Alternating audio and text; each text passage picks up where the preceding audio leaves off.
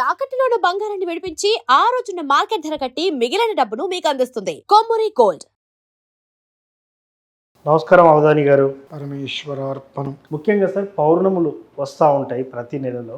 ప్రతి పౌర్ణమికి ఏదో ఒక విశిష్టత ఉంటుంది. ఖచ్చితంగా పౌర్ణములు కొన్ని సందర్భాలు పూజలు చేయడం, అదేవిధంగా మంత్రాలు జపించడం, ఇవన్నీ చేయడం వల్ల మంచి ఫలితాలు కలుగుతాయంటారు. సో ముఖ్యంగా ఈ పౌర్ణమికి ఏం చేయాలి, ఎవరిని ఉపాసిస్తే మంచిదంటారు? పౌర్ణమి అనేటువంటిది పూర్తిదాయకమైనటువంటి ఫలితాన్ని అందించేటువంటి దాన్ని పౌర్ణమి అని అంటారు.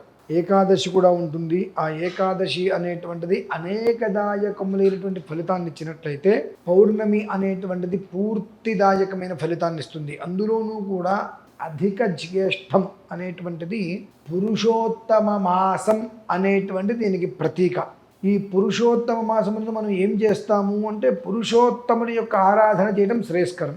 అందులోనూ కూడా ఆ అధిక జ్యేష్ఠ పౌర్ణమి అనేటువంటి రోజు నాడు కృష్ణాయ గోవిందాయ గోపీ జనవల్లభాయ పరాయ పరమపురుషాయ పరమాత్మనే పరకర్మ మంత్ర యంత్ర తంత్ర ఔషధ అస్త్ర శస్త్రాన్ని సంహర మృత్యో మోచయ మోచయ ఓం నమో భగవతే మహా సుదర్శనాయ దీప్త్రే జ్వాలాపరీతాయ సర్వదిక్షోభరఘరాయ హుం ఫట్ బ్రహ్మణే పరం జ్యోతిషే సహస్రార్ హుం ఫట్ అనేటువంటిది చాలా అద్వితీయమైనటువంటి మంత్రం. పౌర్ణమి రోజు నాడు శ్రీకృష్ణ పరమాత్మని ఆరాధన చేయండి.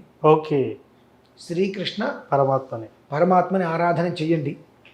సామాన్యమైనటువంటి ఫలితమైతే కాదండి అది. తులసీ దళాలతో శ్రీకృష్ణ పరమాత్మని భగవద్గీత పారాయణతో, లేదు కృష్ణాయ నమః, ఆ కృష్ణాయ నమః అనేటువంటి నామాలే 1000 సార్లు ఉచ్చరించండి. లేదు ఆర్తా విషణ్ణాశ్చిథిలాశ్చ భీతాః ఘోరేషు చ వ్యాధిషు వర్తమానాః సంకీర్త్య నారాయణ శబ్దమాత్రం అని. ఇప్పుడు ఘోరేషు చ వ్యాధిషు వర్తమానాః, వర్తమాన కాలం ఈ జరగబోయేటువంటి కాలంలో చాలా రకాలైనటువంటి ఇబ్బందులు వచ్చేటువంటి సమయాలు ఎక్కువగా కనిపిస్తున్నాయి.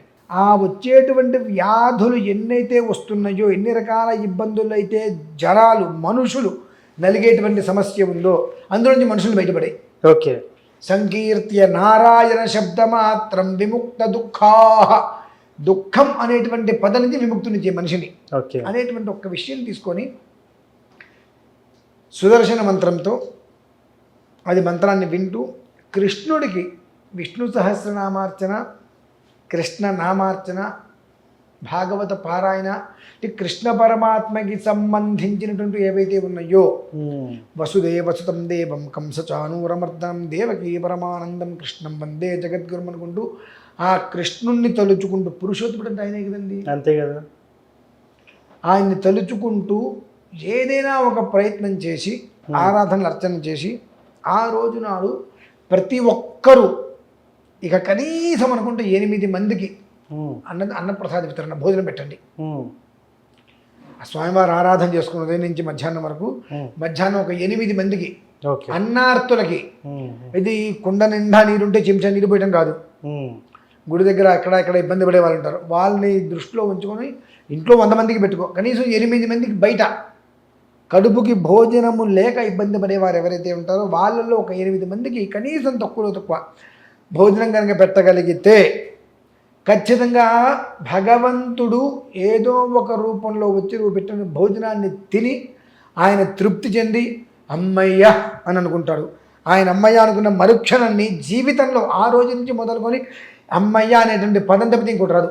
ఓకే, అంటే కష్టము, వాము ఇది ఎట్లా నాయన, ఇది ఎట్లా వెళ్తుంది, ఇది ఎట్లా వెళ్ళాలి, ఇన్ని ఇబ్బందులు ఉన్నాయి, దీన్ని ఎట్లా బయటికి రాలి, ఈ అమ్మాయిలు ఎలా ఉన్నాయి, ఈ తలకాయ నొప్పులు ఎలా, ఇవేమి ఉండవు. అమ్మయ్య ప్రశాంతత, అమ్మయ్య హాయిగా ఉన్నా, అమ్మయ్య ఏ సమస్య లేదు అంటే ఆ అమ్మయ్య అనేటువంటి పదం. ఓకే, అంటే ఆ భగవంతుడు అమ్మ తృప్తిగా ఉంది, కడుపు నిండింది అనుకుంటాడు ఖచ్చితంగా. ఆయన ఎప్పుడైతే అనుకున్నాడో ఆ క్షణం నుంచి నీకు అదే ఊతపదంలాగా అది నీకు అయిపోయి అదే జీవితంలో అపరిమితంగా అనితర సాధ్యమైనటువంటి ఒక సాధ్య యోగం నీకు ఏర్పడి అది సాధ్యపడిపోతుంది జీవితంలో. ఆ ఒక్క విషయాన్ని గమనించుకొని అధిక జ్యేష్ఠ పౌర్ణమి, జ్యేష్ఠం శ్రేష్ఠ గుణైర్యుక్తం జ్యేష్ఠము అంటేనే శ్రేష్టమైనటువంటిది అని ఒకటి చెప్పబడి ఉన్నది. ఓకే. అందులోనూ అధిక జ్యేష్ఠము అనేటువంటిది చాలా విశేషమైనటువంటిది. మనకు దరిదాపుగా 36 నెలల అనంతరం 36 నెలల తర్వాత ఒక అధిక మాసం వస్తుంది. అవును. అలా మరలా మనకు అధిక మాసం జ్యేష్ఠంలో అధిక జ్యేష్ఠం మనకు రావాలి అంటే బహుశా ఈ కట్టె కూడా ఉండకపోవచ్చు. ఇంకో 40 ఏళ్ళ పైన పడుతుంది ఇంచుమించుగా. ఈ కట్టె కూడా ఉండదు. ఈ కట్టె ఏముండదంటే 50 సంవత్సరాల వాళ్ళు అసలు ఉండరు. కనుక ప్రతి ఒక్కరూ తప్పకుండా ఈ యొక్క అధిక జ్యేష్ఠ పౌర్ణమిని చక్కగా ఉపయోగించుకొని భగవంతుడి యొక్క పరిపూర్ణ అనుగ్రహంతో అమ్మయ్య అనేటువంటి పదం పునరావృతం అవుతూ ఆ ఇంట్లో ఉండాలి అంటే ఖచ్చితంగా ఆ పౌర్ణమి రోజు నాడు ఆ స్వామివారిని కృష్ణ భగవాను ఏదో ఒక రీతిలో అర్చించడం అనేటువంటిది అత్యంత శ్రేయోదాయకం. అది విషయం. సో ముఖ్యంగా పౌర్ణమి రోజు శ్రీకృష్ణుని ఆరాధించడం వల్ల ఇంతటి ఫలితాలు కలుగుతాయంటారు గురువు గారు. సో మనకు కృష్ణం వందే జగద్గురు ఉంది. ఎస్, అవును. జగద్గురువులో మొట్టమొదటి వాడే శ్రీకృష్ణుడు అండి. ఓకే. జగద్గురువులలో మొట్టమొదటి వాడే శ్రీకృష్ణ పరమాత్మ. ఓకే.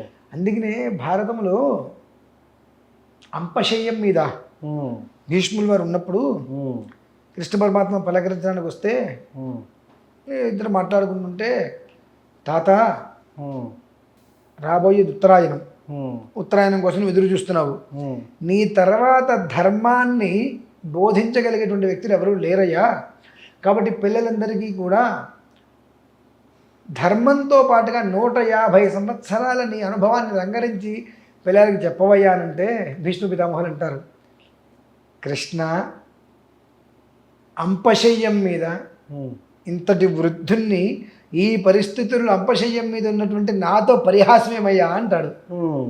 పరిహాసమేముంది తాత అనగానే, జగద్గురువు నువ్వు ఇక్కడ ఉండగా నీ ముందు నేనెంత చెప్పడానికి అంటే, జగద్గురువు అనే మాట సత్యం, కానీ నాకు ధర్మ విధానంలో ఉంది, నీకు అనుభవ విధానంలో ఉంది. ఓకే. ఈ ధర్మ విషయాన్ని కనుక నేను చెప్పినట్లయితే అర్థం కాదు. ధర్మ విషయాన్ని నేను చెబితే బయట జరిగేది వేరు, ధర్మంలో ఉన్నది వేరు. కాబట్టి నేను ధర్మం చెప్తే అర్థం కాదు, నీ అనుభవాన్ని రంగరించి చెప్పు. సరే కృష్ణ చెబుతా, ఎక్కడైనా ఏదైనా కనుక తప్పులు పెట్టి నువ్వు నన్ను సవరిస్తూ ఉండు అంటారు భీష్మ పితామహులు. ఓకే. అంతటి గొప్పవాడే శ్రీకృష్ణ పరమాత్మ. ఎస్. కృష్ణం వందే జగద్గురుం అంటారు ఆయన్ని. ఆయన తలుచుకోండి చాలు, ప్రశాంతంగా ఉంటారు. Yes. So thank you sir. పౌర్ణమి రోజు స్వామివారిని ఎలా ఆరాధించాలని చాలా చక్కగా చెప్పున్నారు. ధన్యవాదాలు.